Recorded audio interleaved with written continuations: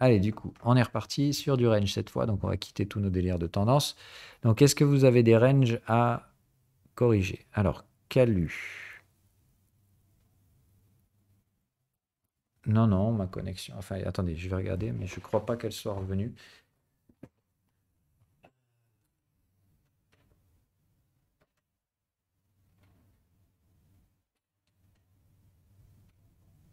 Ah si. Ah bon, bah, attendez. Une seconde. Je vais reswitcher le bordel. Ok, c'est bon. Allez, du coup, donc des ranges. Des ranges. On a donc Calu. Calu. Oh oui, là il y a des beaux ranges. Donc, quand on a du range, on essaie de trouver toujours le bon time frame. Donc là, pour ma part, c'est clairement du bon gros neuneu mensuel. Ici, vous n'avez aucun problème à voir ça, hein. La moyenne n'arrive jamais à sortir des contextes. On a déjà bien suffisamment de bornes pour appliquer une bonne vieille stratégie neuneu. Donc ici, on pose son cerveau, on n'écoute pas les gogoles sur les réseaux. Et hop, terminé. Ok? Donc vraiment, il y a rien de plus simple que ça. Nouveau plus haut sur le range, on vient bien taper la zone neuneu, donc vous savez que déjà, il y a une vente ici en repli neuneu. Euh, et sinon, bah, truc tout con, hein, d'accord, il n'y a plus rien à faire sur ce truc-là avant d'attendre, pour ma part, des bornes neuneu. C'est-à-dire, il y a aussi un achat à réaliser ici, puisqu'on est sous les contextes. Donc vous avez un achat ici, une vente là. Les deux sont possibles, un repli neuneu ou une borne neuneu. Posez les neurones, arrêtez d'essayer d'intellectualiser ce truc, ça ne sert à rien. Non, non, pour moi ça pourrait être trimestriel, mais enfin pour l'instant le mensuel fait plus ou moins bien le taf. Donc oui, moi je dirais ça, à partir de là ça s'achète. Pas besoin de chercher à optimiser le truc, hein. C'est juste de dire tu payes 43 $. Ça, à mon avis, vu les time frames, ça vaut plutôt le coup de dire est-ce qu'il y a une bonne allocation de capital? De mettre une partie de ton portefeuille, maximum 2%. Tu vois bien que vu la taille du canal de tendance, le stop loss, c'est zéro, d'accord? Et tu sais que tu vas gagner à peu près ce que tu risques. Est-ce que ça vaut le coup? Voilà, oui. La seule variable ici, c'est le delta T, c'est-à-dire combien de temps ça va mettre. Donc, comme on l'a dit, tu t'en fous quand tu es en spot. Tu n'as pas de taux d'intérêt, le temps ne te coûte pas d'argent. En plus de ça, ce truc-là distribue probablement un dividende. Donc au contraire, le temps te rémunère et tu sais que normalement, la variable prix, elle doit retendre vers la zone d'équilibre. Point. Tu sais que ce truc, encore une fois, c'est une entreprise, ça ne tirera pas à zéro. Donc voilà, pour ma part, il n'y a pas trop de soucis là-dessus. Il faut juste être capable de subir le delta T, c'est-à-dire, à mon avis, ici, vaut mieux payer spot, etc. etc. Ça marche? C'est pas trop compliqué, hein. Enfin, pour la gestion à faible risque, elle est là. Après, une fois que vous avez identifié la gestion à faible risque, vous savez que par exemple, vous pouvez trader tous les flux de court terme. Par contre, dès qu'on rentre sous les 50-45, interdiction de suivre les flux vendeurs. Dès qu'on tape au-dessus de 110, interdiction de suivre les flux acheteurs. Pour ceux qui savent trader en reverse, vous pouvez éventuellement faire des reverse par là. Voilà. Bon, pour les débutants, ça se limite à ça. Voilà. Il y a un range, c'est du neuneu. Les zones spéculatives à faible risque se trouvent au niveau de ces zones-là. Point barre. Voilà, c'est tout. Et c'est tout ce que je vous demande de faire. D'accord? Pas d'essayer d'aller plus loin et d'essayer tout de suite de trader comme un expérimenté et tout ça, mais juste de savoir reconnaître concrètement vos zones spéculatives. Alors, Evmos, le problème, c'est que je n'ai pas l'historique de prix convenable. Je vous l'ai dit, je l'ai malheureusement émulé autant que je pouvais le faire. C'est-à-dire, je vous ai mis des lignes pour dire là où le prix il est passé. Voilà, bon, clairement, Evmos, il y a 15 milliwatts de borne de range. Donc oui, pour l'instant, il faut plutôt traiter ça neuneu, quoi. Bon, on n'a pas les données, pas les indicateurs. Ici, voilà.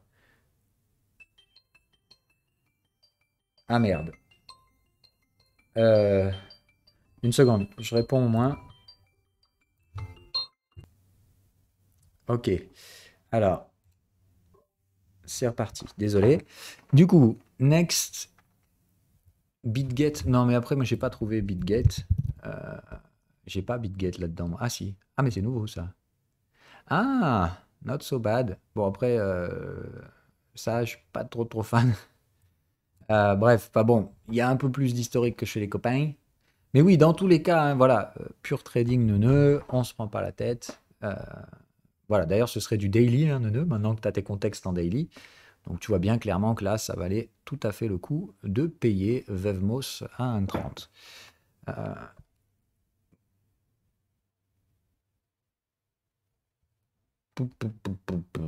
Euh, ensuite, quoi d'autre?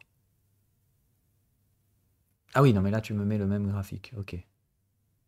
SOTK.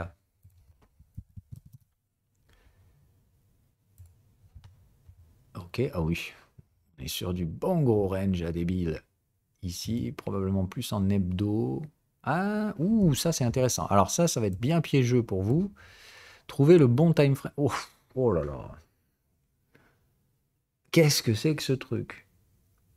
Oh là là, mais qu'est-ce que c'est que cette horreur? Alors, soit ça distribue une masse astronomique de dividendes, soit j'ai peu d'exemples de trucs. C'est quoi le secteur d'activité là? Machine industrielle. Oh bordel. Où ça pèse 114 millions. Attends, mais c'est petit là. C'est quoi ce truc? Comment tu m'as déniché ce truc là? Bon, attends, 114 millions, c'est pas non plus une small cap, mais bon, c'est quand même une histoire, quoi. Le truc, 50 ans d'historique, ça distribue des dividendes, non? Ah, je sais pas, on va voir, mais pas plus que ça en plus. Bon. Euh, Ah oui, d'accord. Ah oui, ok. Bon, on est dans un secteur critique.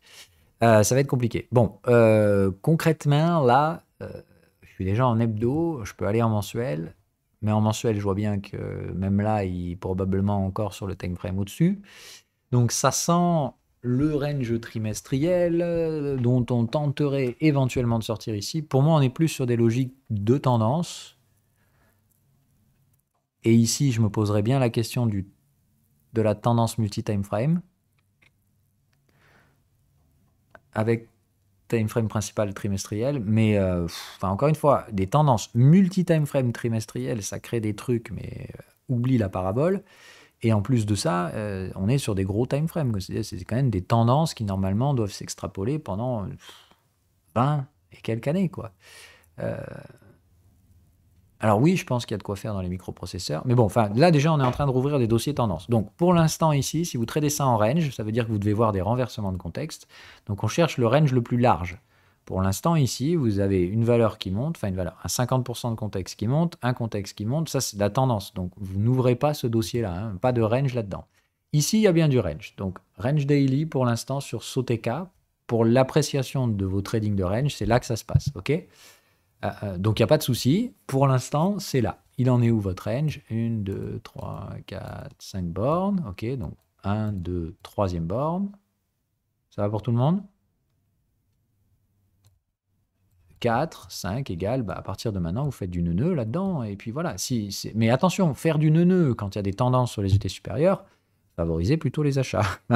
Je dis ça comme ça, d'accord? C'est juste, quand il y a des tendances haussières, évitez de shorter le neuneu. Ou alors, vous pouvez shorter le neuneu, mais easy tiger sur les tailles de position. Ok? Juste comme ça, protégez votre capital. Enfin, sur un truc comme ça, évitez de me foutre 2% à la vente sur le haut d'un neuneu. Dans le sens où vendre la troisième borne, nos problèmes, ok? Mais attention à ne pas chercher des ventes dans un actif qui est quand même en tendance sur les unités supérieures. Possiblement même jusqu'en trimestriel.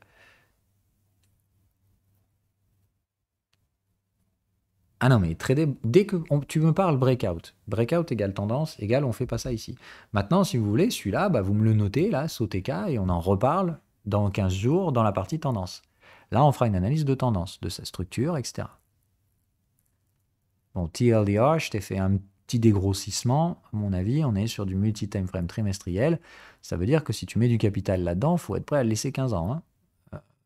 Je ne suis pas contre, je pense que c'est clairement un des secteurs d'activité qui peut tout à fait être en tendance pendant 15 ans. Mais c'est quand même un projet de vie, quoi. Tu vois ce que je veux dire?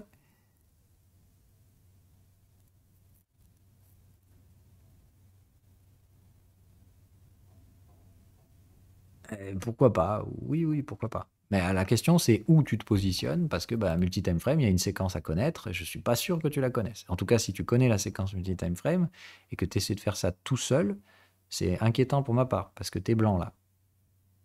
Donc, pour moi, soit tu es complètement à la ramasse sur ta couleur, soit tu vas faire un truc que tu maîtriseras absolument pas tout seul. D'une part, d'un point de vue technique, et d'un point de vue psychologique, hein. Plus on progresse sur des structures avancées, plus les biais psychologiques sont dramatiques si vous ne les maîtrisez pas. Je me rappelle, il y a 3 biais psycho. Il y a le biais du débutant, hein, c'est-à-dire la peur de l'incertitude. Et merde. Oh, putain, je suis pas bon. Aidez-moi, please. La peur de l'incertitude et l'impatience. Voilà, biais d'impatience et incertitude. Donc ça, c'est les biais du débutant. Tout le monde y est confronté, tout le monde y passe. Ok. Après, quand vous travaillez en tendance, il y a le biais de la tendance. C'est-à-dire, on l'a vu, il y a 3 grandes classes de personnes. Les biais haussiers, les biais baissiers et les biais contrariens. Bon, il faudra que je vous fasse le cours parce que je ne l'avais jamais enregistré, mais on en a déjà parlé à maintes reprises. Mais après, attention, quand on part sur de la gestion expérimentée, d'accord, c'est là que vous allez avoir les biais de gestion. C'est-à-dire, c'est un autre biais. Voilà. Donc attention, allez faire de la gestion multi-time frame sur un actif alors que tu es blanc, pour moi, tu pourrais cumuler tous les risques. C'est-à-dire d'avoir un biais de gestion, plus un biais directionnel, plus des biais d'impatience et d'incertitude. Là, autant te dire, il n'y a quasiment aucune chance que tu gères ton trade correctement.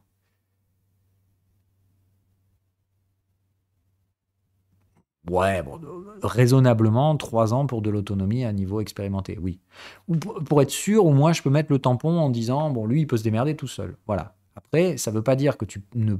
es obligé d'attendre 3 ans pour prendre un trade expérimenté, mais essaie de le faire encadré. Voilà. Ou en tout cas, de garder une forme d'encadrement, pas être tout seul pour gérer ce genre de trade. Voilà. Pour faire le... Bon, on revient au range, ok? Donc, analyse de range, vous me trouvez des fucking range, c'est précédé d'une tendance, donc il y a une putain de troisième borne, il faut être capable de la trouver, point barre, ok? Donc là, ici, troisième borne, elle était plutôt vendeuse, puis ça a réagi à l'intérieur du contexte, il n'y avait pas les signaux de tendance, donc il fallait y aller tout doux. Maintenant, là, vous aviez l'accélération, donc à mon avis, c'était vraiment par là, voilà, ici, qu'il fallait prendre le trade. Sans signal, mais avec une accélération de prix, ça se faisait, voilà. Dans ce cas-là, troisième borne vendeuse ici, vous avez validation, confirmation, et ça s'arrête là. Il n'y a pas d'atteinte de l'objectif pour cette troisième borne vendeuse. Voilà. Ok, donc pour faire le résumé de l'histoire, ça, on en a besoin après quand vous êtes expérimenté. Il faut savoir repérer la nature de cette troisième borne. Elle est vendeuse, elle se retourne dans le contexte. Elle n'avait pas une gestion du risque de fou furieux. Donc ici, encore une fois, petite taille de position, etc. Et surtout, dans ce cas-là, on retient surtout atteinte du niveau de confirmation et derrière, on vient choper le stop loss. OK? Donc, ici, dans tous les cas, je vous rappelle, validation égale, je réduis mon risque de perte pratiquement au moins de 2, voire 3, souvent. C'est-à-dire, si vous avez risqué 2% après un niveau de validation, normalement, vous risquez déjà plus grand-chose, quoi. Vous allez risquer 0,4, etc. Et en confirmation, c'est soit vous avez sécurisé un gain, soit vous avez plus de risque de perte. Soit les deux, hein, d'accord? Puisque quand vous avez sécurisé un gain, il n'y a plus de risque de perte. Ok, il s'agit juste vraiment de comprendre, dès que vous avez atteint la confirmation, il n'y a plus de risque de perte. Ça marche? Essentiel. Hein. Donc là, troisième borne, confirmé, puis on repart, stopper les vendeurs. Donc c'est plutôt bullish. Je vous ai parlé très honnêtement, je n'ai pas du tout envie aujourd'hui de me foutre face cam, d'accord? Donc vous attendrez. Moi, je suis pas payé pour faire ça, ok? Donc je le fais comme j'ai envie, quand j'ai envie, et c'est comme ça. Si ça vous va pas, vous allez payer des formations ailleurs. Voilà. Donc moi, je le ferai quand j'aurai envie de retourner devant la caméra. Pour l'instant, c'est le cadet de mes envies. Alors oui, je vous ai promis de vous refaire les TL, et je le ferai, mais c'est moi qui décide. Et je suis désolé, mais franchement, moi, faire l'acteur devant une caméra quand j'ai pas du tout envie de sourire, je fais pas ça. Il y en a qui n'ont aucun scrupule à faire ça, c'est leur métier. Mais moi, je vous l'ai dit, je suis pas youtubeur. Donc, je n'ai aucun respect pour les gens qui font ça. Et je serais bien malin que de le faire, du coup. Voilà. Donc, non. Vous attendrez le temps qu'il faudra. Dès que j'aurai envie de foutre ma tronche devant une caméra, je le ferai.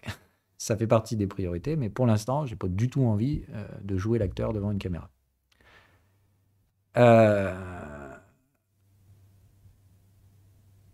Next, on a d'autres trucs à corriger, non? Alors, ah oui, JPX, JPY. Oula, c'est funky ça. Qu'est-ce que c'est que ça? Ah oui, ok, d'accord, les indices au Japon. Alors, ok, indice japonais.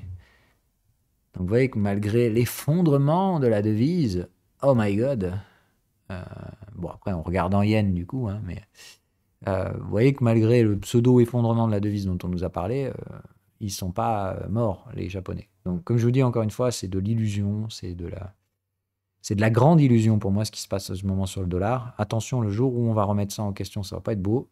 Ça prendra peut-être des années, mais je vous l'ai toujours dit et je vous le redis, faites gaffe avec le dollar.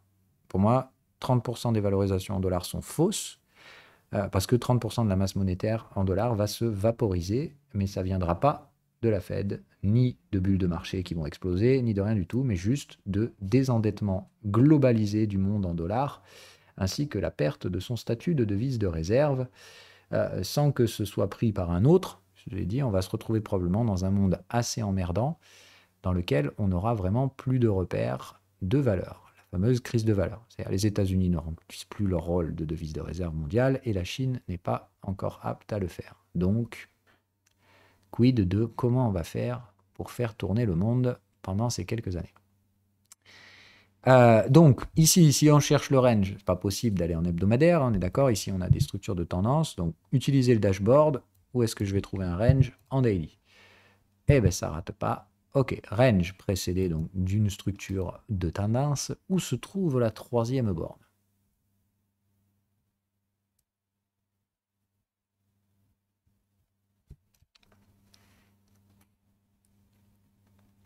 Ça ressemble assez au DAX d'ailleurs, oui, effectivement.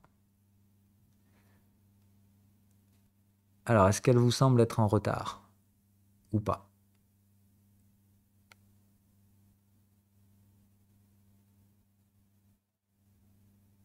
C'est bien le cas. Alors, c'est pas beau normalement les troisième bornes en retard en double top. Je rappelle, normalement, parmi les règles de la troisième borne en retard, il y a ne pas faire de nouveau plus haut. Bon, retracer jusqu'au plus haut, voilà, ça reste très compliqué de les trouver et de les trader celles-là, mais on a bien quand même, contexte à contexte, rebond sans faire de nouveau plus haut et cassure du point bas précédent. Donc, effectivement, c'est plus de dire, quand vous arrivez ici en repli sur la troisième borne, il faut quand même vous dire qu'elle est peut-être quand même déjà passée. Voilà.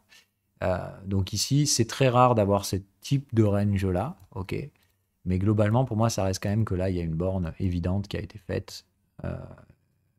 Et du coup, ça fait ça, ça, ça. Voilà. Donc, sur la structure de ce range, c'est quand même une belle merde. Mais quelle est la seule information que vous devez en retenir sur le bornage de ces trucs? La troisième a déjà été faite, probablement, enfin, pas probablement, elle a été faite en retard. Elle a atteint son objectif, et depuis, on fait que rajouter 5 et 6. Donc, qu'est-ce qu'on fait dans ce type de marché, encore une fois? D'un point de vue range,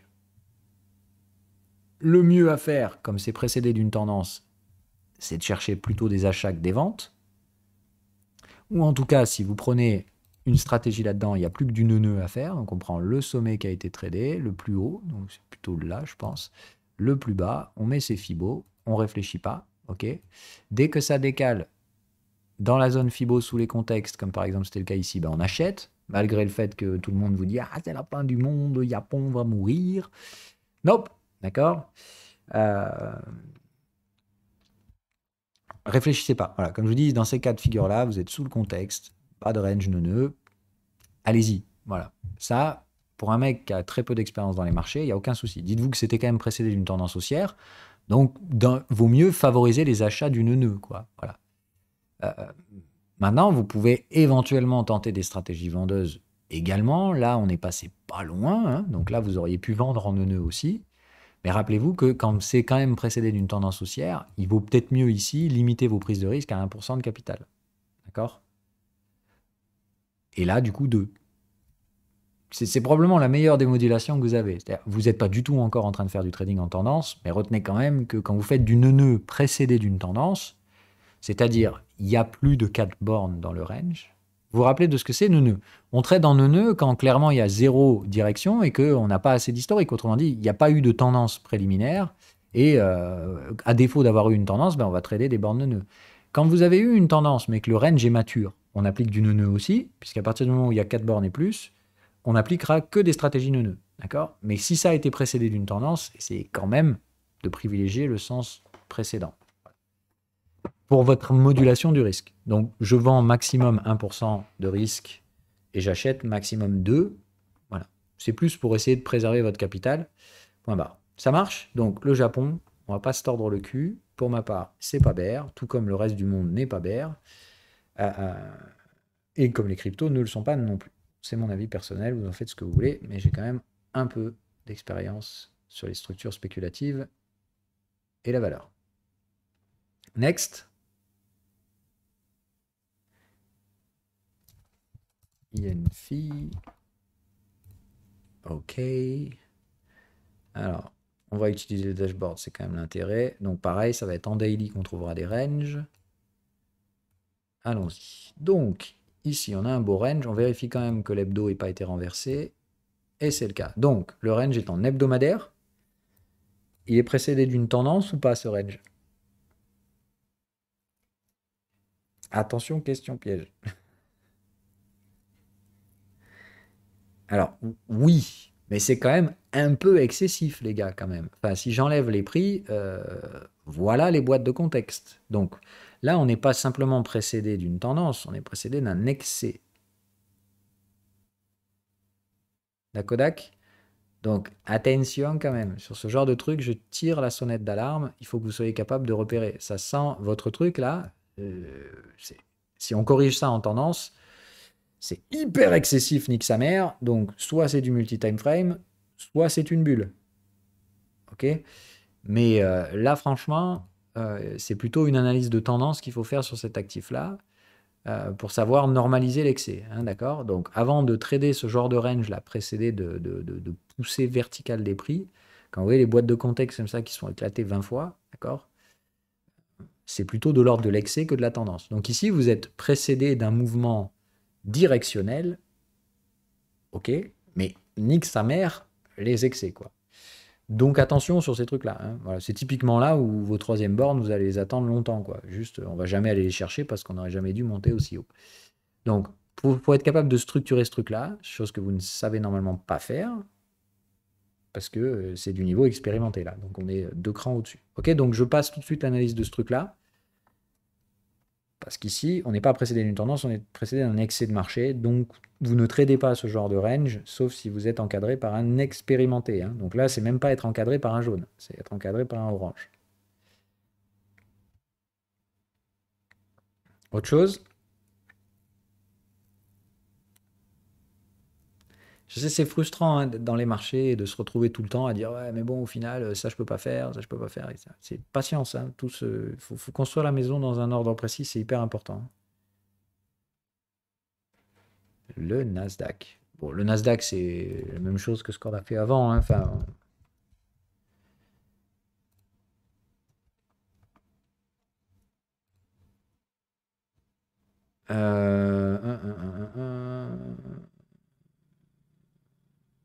les futurs, il n'y a pas assez. Oui, on va faire le cash. Enfin, le spot. Bon, là, c'est pas grave, il y a des gaps, hein, mais bon, on s'en fout. Donc là, vous voyez bien que l'opposition, elle va se faire entre le daily et l'hebdomadaire. Donc on cherche. On a déjà retourné les contextes hebdo. Donc, range hebdo. OK. Précédé d'une tendance ou pas? Tendance ou excès, là? Qu'est-ce que vous en pensez?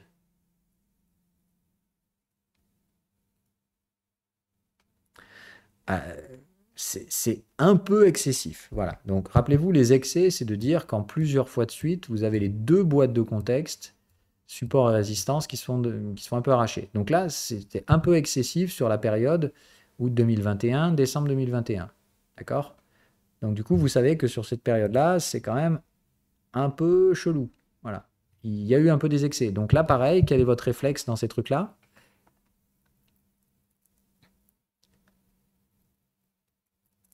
Demander de l'aide.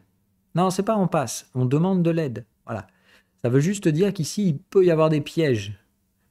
D'accord? Dès que le marché a l'air un peu excessif, juste demandez de l'aide. Et essayez pas de passer pour un super-héros, c'est complètement con. C'est votre capital qui est mis en risque. Donc, il faut le protéger avant toute chose. Donc là, il y a des structures un peu excessives dont vous n'avez pas forcément toute la profondeur pour apprécier la nature. Donc, demandez de l'aide à des gens qui sont un peu plus avancés que vous. Il ne faut pas avoir peur, bordel de merde.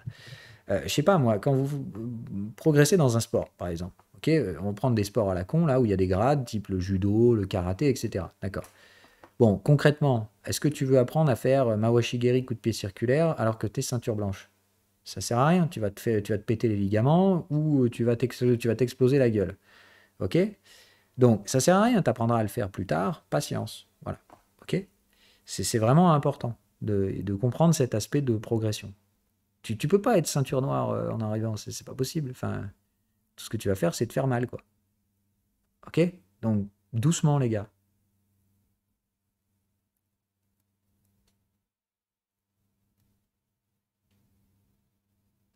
Ça marche? Bon, on avance. Donc, ici, on est bien sur de l'hebdo. On vérifie le mensuel au cas où, mais c'est pas le cas. Ou attention, ouais, donc mensuel, on est déjà sur les contextes acheteurs. Et là, c'est pas juste un petit excès de marché, hein, d'accord? Là, c'est désolé les gars, ça part en couille. Donc sur le Nasdaq, désolé, on s'arrête là sur l'analyse. On est déjà sur le contexte mensuel. Donc attention, il n'est pas encore retourné. On verra ce qu'il en est à la fin de l'année. Mais dans tous les cas, ici, ça, c'est plus juste un petit excès, hein. Là, on est à 1, 2, 3, 4, 5 boîtes de contexte qui sont à exploser en haut et en bas. Ça, c'est pas juste bon, ok. Non, ça, c'est si vous foutez les doigts là-dedans sans en expérimenter, ça va mal se terminer. D'accord? Donc, je veux pas d'analyse de range dans ce type d'actif-là. Ok? Vous devez être capable de voir que l'hebdomadaire est là, mais hop, l'alerte de contexte doit vous dire ah, il faut quand même que j'aille regarder le mensuel. Bon, mensuel, on est sur le contexte d'achat et c'est purement niveau expérimenté ici. D'accord. Maintenant, vous, quand vous arrivez et que vous me dites ah, mais du coup, c'est une bulle spéculative, moi je vous dis non. D'accord? Je vous dis, vous savez pas. Je vous dis, pour vous, c'est un excès. Maintenant, est-ce qu'un excès, il déplace la valeur ou pas? Vous ne savez pas faire. Donc, ne cherchez pas à faire. C'est ceinture noire, troisième dan. OK? Non, je déconne. Enfin, mais il faut au moins avoir sa ceinture noire à ce niveau-là. Vous l'avez clairement pas. Donc, bah, c'est pas grave. Demandez concrètement à un mec qui sait faire. Moi, je pourrais vous dire, ce truc-là, il n'y a pas de souci. C'est pas une bulle spéculative.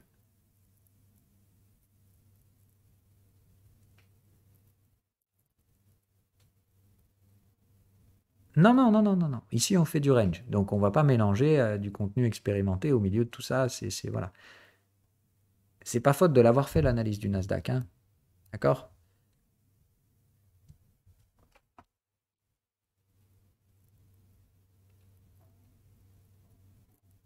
L'analyse du Nasdaq, c'est un breakout multi-time frame. Et c'est le même problème que ce qu'on a vu sur plein d'activités aux États-Unis, c'est-à-dire, malheureusement, l'impression sur le Covid a complètement flushé la durée des pullbacks. Voilà. Donc pour ma part, il reste encore beaucoup de bénéfices à venir là-dessus. Par contre, attention aux rotations sectorielles à l'intérieur du Nasdaq 100. Voilà. C'est pas les partisans d'hier qui vont tirer le Nasdaq, à mon avis. Et c'est plutôt, à mon avis, un autre secteur, et particulièrement les biotech, qui vont prendre le relais sur les délires technologiques des géants, Apple, Google, machin, etc. Ok? Donc attention, à l'intérieur du Nasdaq, il reste beaucoup de bénéfices à faire. Mais par contre, à mon avis, ce n'est pas les mêmes gogoles qui vont tirer ce truc-là.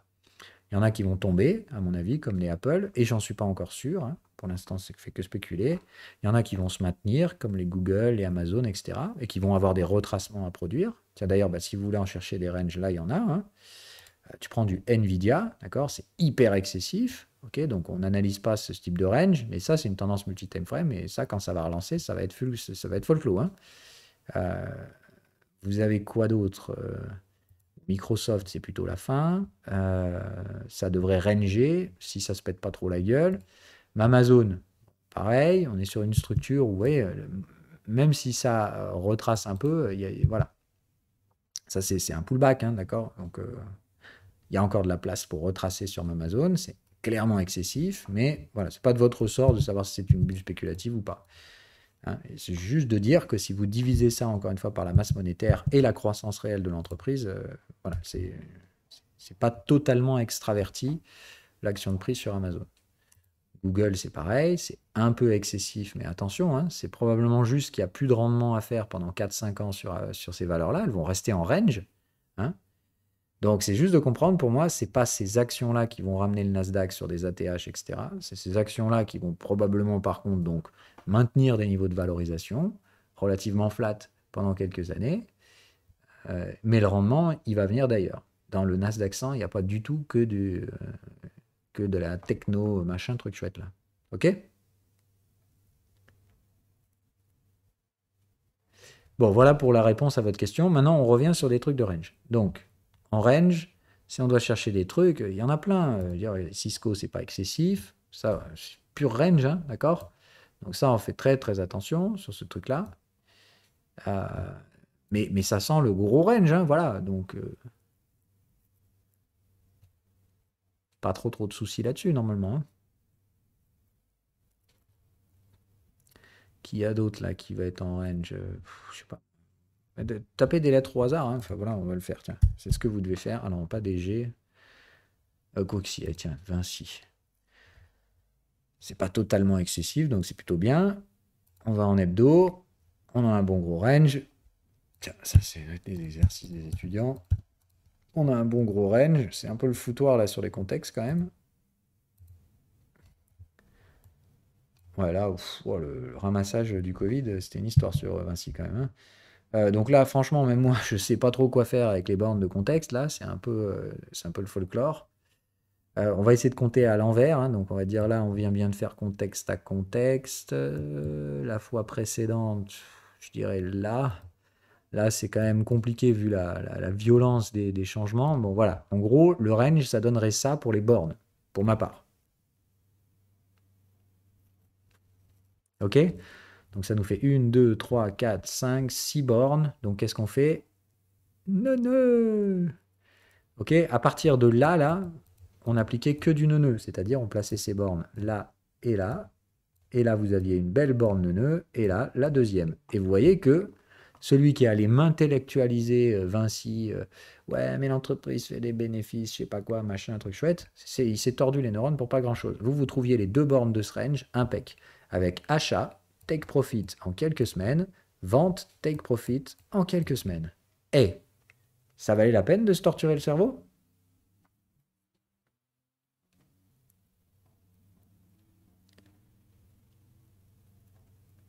Hein, franchement, enfin, à ce niveau-là, faut pas, il n'y a pas besoin de refaire la lumière. Hein. C'est taille du canal de tendance. Ça vous faisait un stop loss ici. Donc vous pouviez marginaliser ce type de trade avec un stop safe à 37 $. Voilà, ça payait 70 et vous récoltiez 1 pour 1. Quoi. Je risque 2%, je récupère 2, terminé, bye bye. No stress. Quoi. Enfin, moi, pour moi, c'est enfantin de faire ce genre de truc. Quoi. Ici, faut vraiment pas intellectualiser le truc. Quoi. Borne, terminé. Vous avez même celle-là. Tiens, voilà.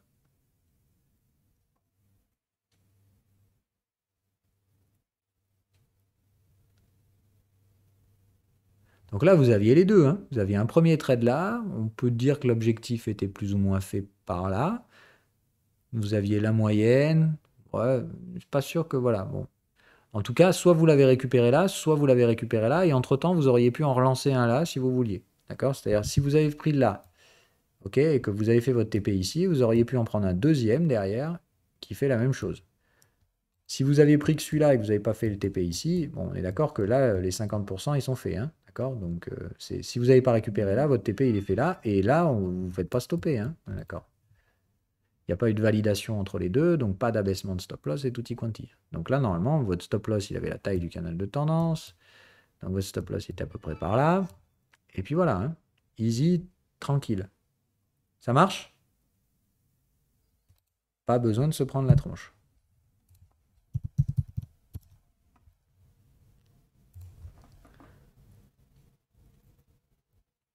Oh là là.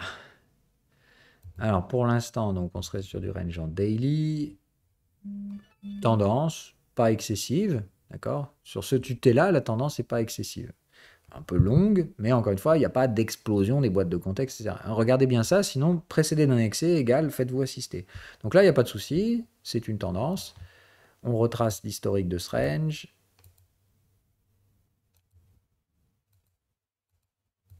Ok, donc là, juste masse de bornes. Donc qu'est-ce qu'on fait?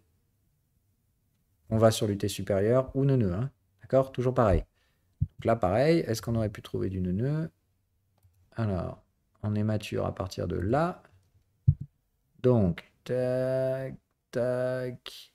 Ici, il y avait éventuellement un repli neuneu, mais les contextes étaient trop bas. Donc là, pas de repli possible. Ça fait un nouveau plus bas, donc on écarte. Ok, là on n'a pas assez pour revenir dedans. Là on a débordé. Parce que je rappelle, pour le repli neuneu, il ne faut pas déborder la zone neuneu. Hein. Donc il faut rester dans cette zone-là et revenir chercher ici. Donc là, toujours rien. Par contre, là j'ai une borne neuneu. Donc ça, vous auriez pu le trader ça. Là, pile poil en haut, Fibo 76, au-dessus des contextes, cartouchage en bonne et due forme. Et puis c'est tout. Hein. Bah, borne, take profit, par là, là. Puis voilà, enfin, moi je peux pas faire mieux que ça quoi. C'est neuneu, c'est vraiment la stratégie qui marche le mieux. Maintenant, ça vend pas du rêve quoi. C'est franchement, ça rapporte 1 pour 1 maximum. Le ratio rendement, il est généralement pas au-dessus d'1 pour 1 dans les neuneux. Hein. Et franchement, ça vend pas du rêve quoi. Je te dis, c'est intellectuellement parlant, c'est pas très challengeant comme type de trading. Hein. Mais quand il n'y a que ça à faire, il faut que vous sachiez, voilà, si le range est mature, soit vous allez sur l'UT inférieur, chercher des gestions plus intéressantes, soit vous faites du neuneu. Quoi. Voilà. Neuneu, c'est 1 pour 1, mais taux de succès, enfin taux de réussite assez élevé, donc ça rapporte de l'argent. Enfin, en tout cas, c'est une espérance de gain positive. Ah, c'est pas avec ça que vous allez faire les malins sur les réseaux pour dire que vous êtes millionnaire. Ça, c'est clair. Et alors, si c'est ça votre objectif, je vous souhaite bien du courage. FDE.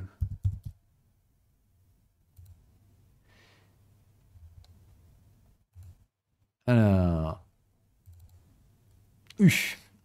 une histoire ça. Alors, de base, quand même, c'est vrai que pour de l'investissement, investir dans les tendances baissières, c'est pas fou. Sauf si vous connaissez bien la boîte, etc. Bon, on va essayer de faire abstraction du gros machin. Bon. Allô? Oui, c'est pas le bon. Ah, la version Paris, du coup? Ah oui, c'est mieux. Ok. Alors, c'est plutôt tendance, là, quand même. Hein. Enfin, attention. Donc, on va essayer de trouver le time frame du range. C'est le daily. Donc, le daily, il est bien. 4 heures, pardon, j'ai des conneries. Hein. Donc on est en tendance au-dessus, on est en tendance en dessous. Le 4 heures, c'est votre time frame de range. Je crois pas qu'on ait retourné les contextes en daily. Ah si, autant pour moi. Donc, ok, précédé d'une tendance. Quelle gueule elle a votre tendance? Elle est excessive, donc faites-vous encadrer, s'il vous plaît.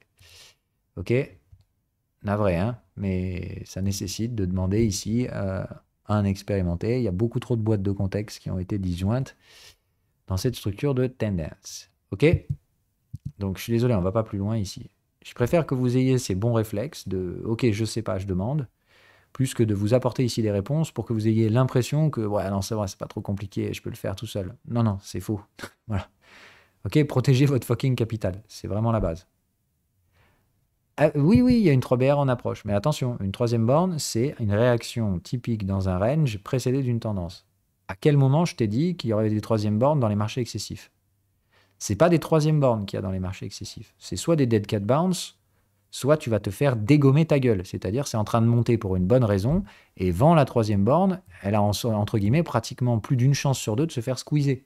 Alors que c'est pas ton but, d'accord? Si tu trades une troisième borne, tu trades donc contre la tendance.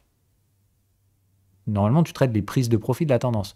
Donc, si je te dis la tendance est excessive, c'est probablement parce que tu n'es pas sur le bon time frame. Dans ce cas-là, attention à ce que tu es en train de faire. Ici, la probabilité que ta troisième borne, elle rejette correctement, elle est bien plus faible que dans un environnement de tendance classique. Donc attention, la pattern, elle dit bien tendance, elle ne dit pas excès. Oui, mais là, en l'occurrence, moi, je te déconseillerais franchement de trader la troisième borne. Là. Je te le dis comme ça, c'est pas une bonne chose à faire là.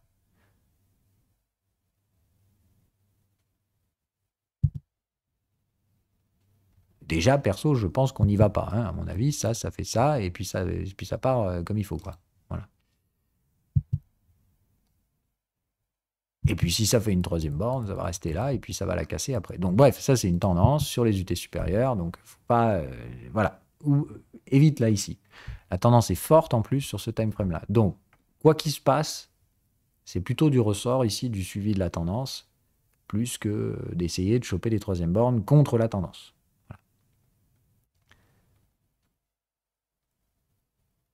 Ouh putain, alors oui, alors celle-là, oh mon Dieu. Alors les actions chinoises en ce moment, bon là c'est pareil, je vais pas vous mentir, d'accord, le prix actuel des actions chinoises ressemble à peu près tout à ça, hein. Donc Alibaba, Tencent se casse la gueule, Xiaomi repart dans le bas de range, etc. Donc on va faire simple, d'accord, là c'est Alibaba coté en dollars. Quel est le principal menteur dans l'équation? Le taux de change, en fait, c'est tout. J'ai dit, donc déjà pour moi, toutes ces valeurs, elles valent 30% de plus, puisque je dis, il y a 30% des dollars qui vont se vaporiser dans la sphère principalement financière. Et les entreprises qui ont de la valeur, hein, elles n'auront pas cet effet Enfin, au contraire, c'est plus de dire, leur valeur, d'un coup, elle va se revaloriser en dollars de 30%. Donc, attention, encore une fois, ces marchés donc, ils font haussier, baissier sur des time frames mensuels, voire trimestriels. Voilà. Donc, ça, c'est plus de dire, attention, parce qu'il y avait vraiment des belles séquences de tendance haussière sur Alibaba. Elles sont complètement invalidées. Pour ma part, c'est purement dû à des effets de change et de la guerre commerciale. Attention, encore une fois, hein, pour moi, cette guerre commerciale, c'est la Chine qui va la gagner. Donc, attention à moyen terme. Des positionnements de range trimestriel, ça veut dire que, bon, bah, si vous vraiment vous cherchez des tendances aujourd'hui sur les actifs chinois, il faut être dedans pendant 30 ans. 20 ans. D'accord? C'est-à-dire concrètement aujourd'hui, si vous espérez des tendances sur les actifs chinois, c'est 20-30 ans. C'est clair. Le message là de contre-pied qui vient d'être envoyé, c'est que maintenant, si on entre en tendance sur des trucs comme Alibaba, bah, on commencera à 280 $. OK? C'est tout. Hein, c'est juste pour dire. Voilà. Le principal problème, comme je vous dis, pour moi, c'est juste que bah, les États-Unis font un vrai dumping pour essayer de tout faire pour que les investisseurs américains n'investissent surtout pas en Chine. Tu m'étonnes. Bon, mais c'est politique, hein. Voilà. Pour moi, c'est plus de dire ici le débat est mauvais, c'est un faux débat, un débat politique. Voilà. Mais pour moi, il y a eu une séquence de tendance haussière. La séquence de tendance baissière derrière est juste extrêmement virulente. Et je vous rappelle, normalement, une séquence de tendance, ici complète en l'occurrence, hein, breakout, pullback et excès final. D'ailleurs, l'excès final était bien excessif, il est allé chercher son maximum. Donc voilà, quand on a une tendance haussière, je vous dis souvent qu'on quitte une zone de valeur A pour aller s'installer dans une zone de valeur B. Donc qu'est-ce qu'on fout à revenir chercher la zone de valeur A? Pour moi, je dis c'est des effets de change, dû à un cheat code absolument astronomique sur le dollar, qui ne durera que quelques années. Hein. Je dis c'est de la poudre aux yeux pour moi, à mon avis, ce qu'ils sont en train de faire aux États-Unis, et quand ça va leur taper dessus, ça va faire mal. En attendant, donc, bah, jusqu'à nouvel ordre, vous avez une tendance baissière qui fait un truc que normalement aucune tendance haussière, enfin une tendance haussière que normalement aucune tendance haussière séquencée ne fait, c'est-à-dire que ça retombe systématiquement ici. Donc pour moi, je ne sais pas ce qu'on fait là, mais il n'y a aucune chance qu'on tienne là sur ces trucs-là. Donc de toute façon, vous appliquez du neuneu, bête et méchant. Ça veut dire, ici, Alibaba, ça se payait en dessous de 90 $, sans réfléchir. Et vous savez que de toute façon, ce truc-là remontera à 175. Voilà. C'est tout ce qu'il y a à savoir. OK? Non, non, mais vous faites ce que vous voulez, OK? Les ricains sont en train de faire de la politico-économie. Je ne vais pas vous faire tout un pamphlet encore là-dessus. On en a déjà parlé maintes et maintes fois. D'accord? Ceux qui ont le plus à perdre, ce sont les Américains. Et rassure-toi, ils perdront. Voilà, point. C'est juste de dire, c'est l'ordre des choses, c'est comme ça que ça se passera. Maintenant, ils peuvent tricher avec leur dollar devise de réserve. La seule chose qu'ils vont faire, c'est précipiter sa chute. En tant que devise de réserve. Ça ne veut pas dire le dollar va s'effondrer. Hein. C'est juste dit, on va perdre 30% de la valeur internationale du dollar. Point. Ça veut donc dire que toutes les entreprises qui réalisent des bénéfices à l'international, elles sont aujourd'hui 30% moins chères que leur valeur réelle en dollars.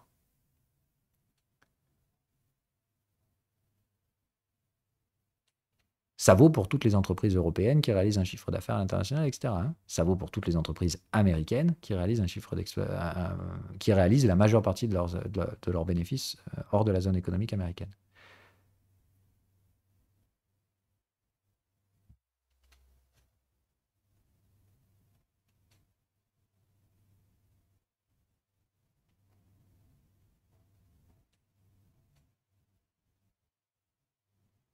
Oui, oui, ah bah moi, c'est ce que j'ai, hein. Enfin, moi, perso et en gestion, je vois difficilement aujourd'hui comment ne pas avoir des boîtes chinoises en portefeuille. Maintenant, l'horizon d'investissement pour la Chine est plus long. Mais tu achètes les bas de range. Enfin, pour moi, de faire un arbitrage neuneux sur ce truc-là, c'est pas horizon 20 ans, hein. T'as vu, les bords neuneux, en général, ça réagit vite, hein. Moi, pour moi, la Chine, dès qu'elle va foutre la merde et que les États-Unis vont commencer à douiller, c'est pas compliqué. Tu vois bien le mécanisme. La Chine baisse quand les États-Unis montent. Donc, tu as bien compris le schéma, hein. Quand les États-Unis vont baisser, la Chine va remonter. Donc, moi, c'est aussi con que ça, hein. Voilà, c'est ni plus ni moins que des mécanismes de guerre économique, de pôle monétaire et financier. La dégradation de l'un favorise l'autre, etc. Bon, donc c'est un peu tout con, mais c'est de dire pour l'instant, tout est pour les États-Unis. Ça peut durer encore un an, maxi 2 ans ou mieux. Et après, on passera sur le cycle Chine et les actions chinoises vont super performer, etc. Et blablabla. Oui, oui, mais après, tu fais comme tu veux. Attends, on ne fait pas de la gestion. Ici, normalement, on fait des exercices. OK? Donc, c'est juste pour dire, les boîtes chinoises, malheureusement donc, des grosses tendances haussières qui ont été intégralement revisitées, alors que normalement, ça n'arrive pas. Donc, ça peut dire deux choses. Soit c'est une anomalie, soit c'est qu'on a effectivement des gros ranges, des rejets des tendances, et dans ce cas-là, les tendances ne pourront s'installer que sur les timeframes de ces 10 ranges. Et on parle donc de tendances mensuelles, voire trimestrielles pour certaines actions.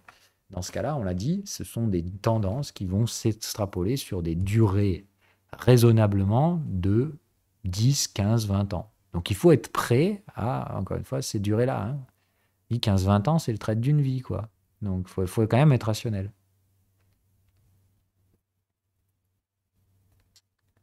3 BR en retard en weekly. Alors, clique, du coup, allons-y. C'est OK. Alors, mais qu'est-ce que c'est que ça? On dirait une vagune étendue, mais alors chelou de l'espace, et puis trimestriel surtout. Alors pareil, il y a des schémas. Non, là, c'est même, ça colle pas. Qu'est-ce que c'est que ce truc?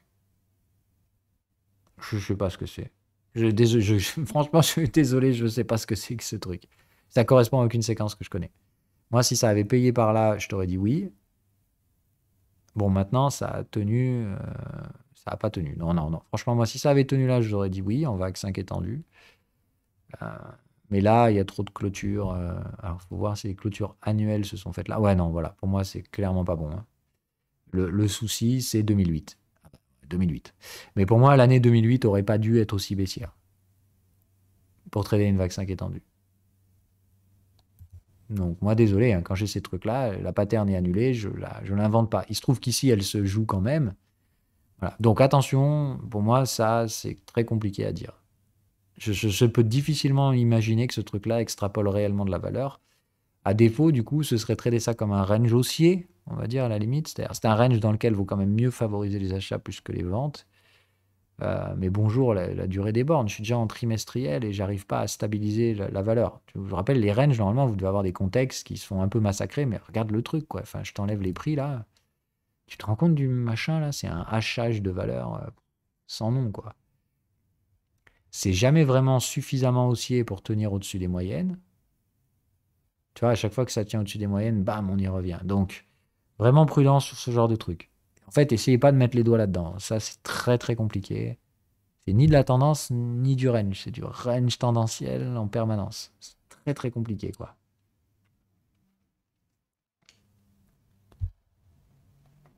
Donc ça, c'est, on va dire, plus l'anomalie qu'autre chose. Donc quand ça colle pas, essayez pas de faire coller. Mais vous voyez bien que ce truc-là, ça n'arrive pas vraiment à installer des tendances. Dès qu'on sort des contextes, bam, on y revient.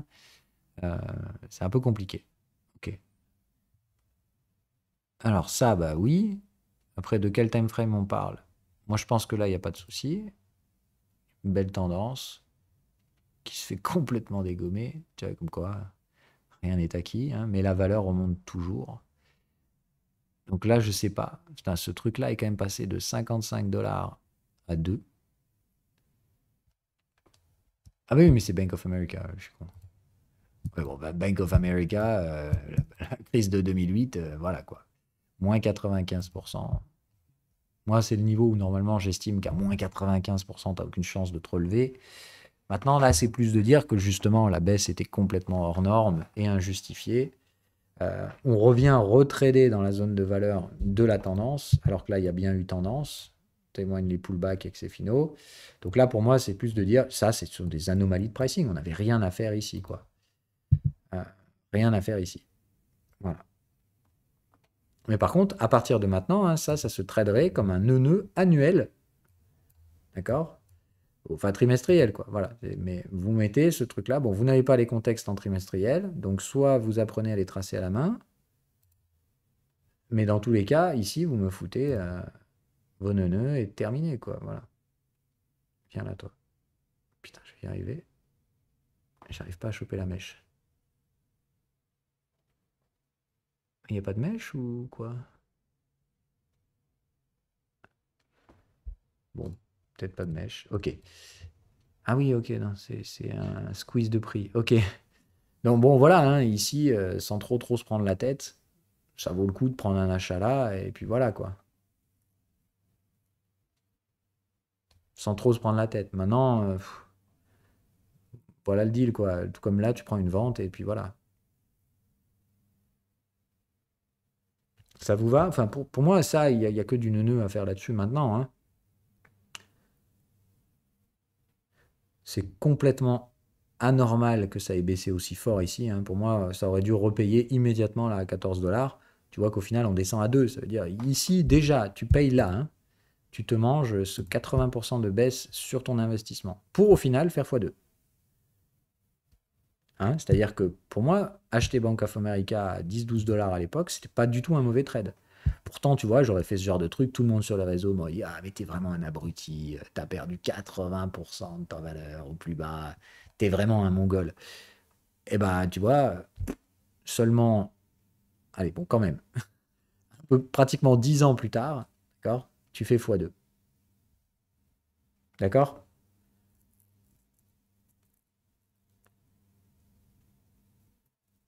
Donc, essayez de réfléchir rationnel, d'accord? Si vous savez ce que vous faites, vous n'écoutez pas les gogoles sur Internet. Ils parlent. Pour la plupart, c'est soit les rageux qui perdent, soit des abrutis qui commentent un truc qu'ils ne comprennent pas. C'est-à-dire, concrètement, vous venez partager une gestion du risque qu'ils ne connaissent pas, et ils vont essayer de juger pour dire, ouais, mais moi, par exemple, sur ma gestion du risque, j'ai une moyenne qui fait ci, qui fait ça. Bon, comme je vous ai dit, ça, à quel moment c'est productif, en fait? Ça sert à rien. Des gens qui viennent dire, ouais, selon ma stratégie à moi, j'aurais plutôt fait ça. Mais je m'en cogne, c'est pas ta stratégie que je trade. D'accord? Donc, vous ne laissez pas influencer par les autres. Et surtout pas quand d'un coup vous allez dire, bon, moi ma stratégie c'est ça, mais le gars d'à côté, ça fait déjà 3 fois qu'il a eu plus raison que moi, donc sa stratégie est meilleure. Non mais enfin franchement,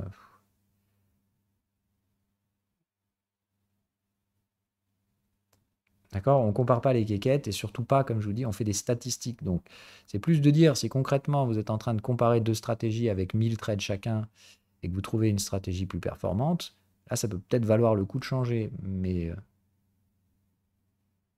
à courte échéance comme ça ne fait que produire les changeurs, les girouettes, quoi. C'est-à-dire les gens qui, concrètement, cherchent la meilleure stratégie du moment, en apparence, et ne font que recommencer à chaque fois, quoi. C'est-à-dire, ah tiens, c'est vrai qu'en ce moment, les traders Ishimoku font du bruit, c'est que la stratégie doit être bien, mais c'est des vagues, quoi. Moi, ça fait 10 ans que je vois ces vagues-là, hein. Il y a ça, puis ça. En ce moment, c'est les bandes de Bollinger. C'est l'outil magique pour passer la phase de pure market making du marché, hein. Les market makers ne savent pas non plus où on va. Et je vous garantis que dans 2-3 ans, ce sera une nouvelle mode, hein. Donc, c'est toujours comme ça. OK? Il y a des environnements de marché qui favorisent les rendements de certaines stratégies plus que d'autres, et les gens ne font que passer de ces stratégies à une autre, à une autre, à une autre, à une autre. Et concrètement, la constance, c'est zéro. Ils traitent le truc qui est à la mode, et puis une fois que c'est plus à la mode, ah bon, au final, je change. Et ils ne font que survoler chacune de ces stratégies à chaque fois, ce qui est encore une fois assez dramatique.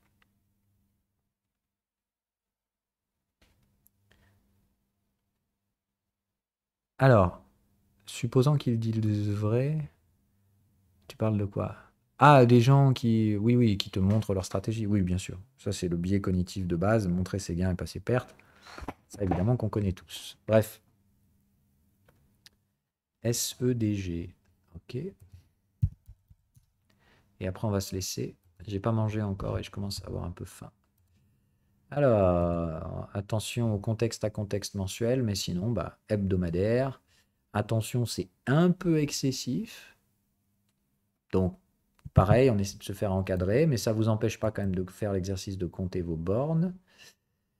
Tac, tac, tac, tac.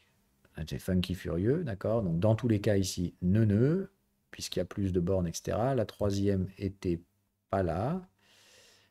Oh là là, c'est une merde ce truc. Oh là là. Bon, quand même, quand vous essayez de trader cette troisième borne-là, mollo les gars, hein, d'accord? Ah, là, c'est plus de dire, il n'y a pas assez pour faire une troisième borne là, d'accord? Puisqu'ici, on a donc fait contexte à contexte sans retourner le contexte. Bon, ok. Mais ici, comme on n'a pas cassé le point bas, quid? Bon, après, ce genre de range à plat, c'est quand même compliqué.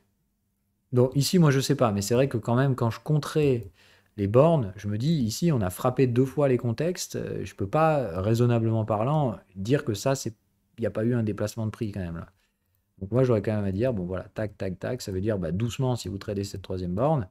Pour moi, elle a plus une gueule de cinquième, mais les règles ne corroborent pas. Voilà l'état actuel du range. Moi, je dirais 6 bornes, faites du neuneu, ou attendez l'hebdo, enfin, ou attendez le mensuel. Ok? Ça va pour tout le monde? Bon, celle-là est un peu chiante, hein, vraiment, parce que la troisième borne en retard ici, il n'y a pas les éléments de validation. Mais concrètement, enfin, là, on est rentré dans le contexte vendeur et on est repassé par le contexte acheteur derrière. Donc, oui, oui, et dans tous les cas, c'est précédé d'une tendance. Donc,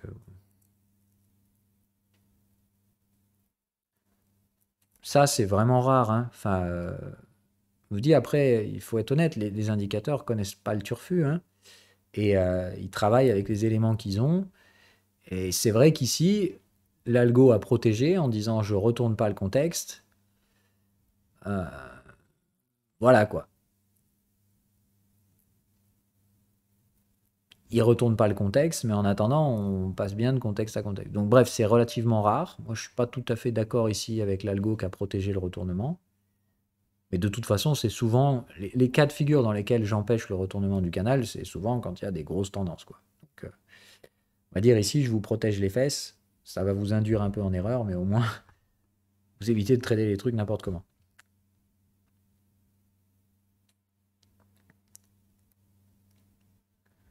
Sur le mensuel, il n'y a rien. On a fait contexte à contexte. On n'a pas encore retourné. D'accord, donc là, tu es toujours en tendance, toi. Donc, hors de question que vous me tradiez ça en range, hein. Ok?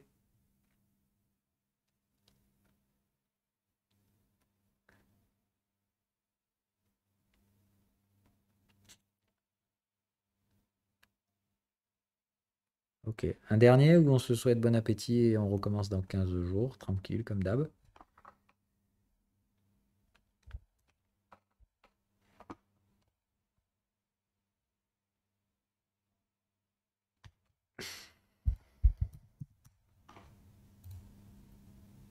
Ok. Ouf. Alors attention, là, tu vois la liquidité, à ce moment-là, c'est peanuts, hein.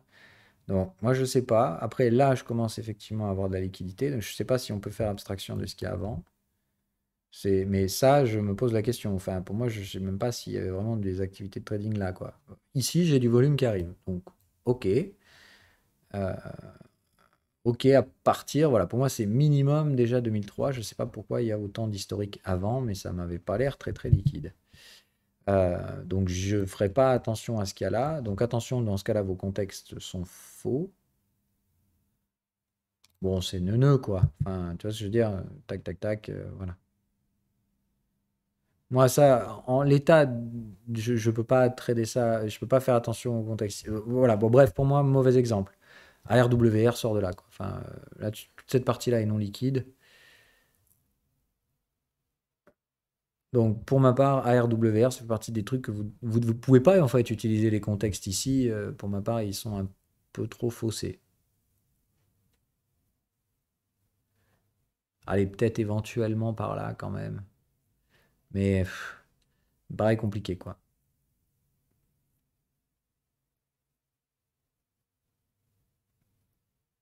Ok? Enfin, en tout cas, d'un point de vue range, moi, je me prendrais pas trop la tête, hein. Ne sachant pas, comme je vous dis, prenez point bas, point haut, hein. Et voilà comment j'appliquerai ça. Je veux dire, si je dois acheter ce truc, je paierai ça clairement pas plus de 22 $. Au-dessus de 22 $, je trouve ça très cher payé, quoi.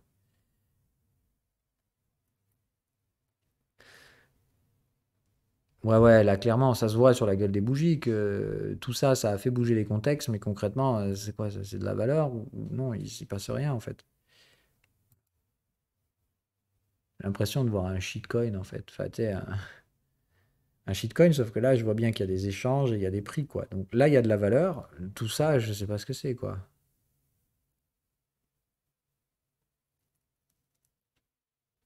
On parle quand même de 10 ans, de 10 ans dans le vide juridique, quoi. Donc pour moi, il y a peut-être quand même une analyse à faire ici, plus poussée que juste, voilà. Donc pour moi, le positionnement des contextes ici ne fait pas de sens actuellement. Ça marche? Allez, du coup, je coupe pour le replay. Ciao, ciao, à dans 15 jours.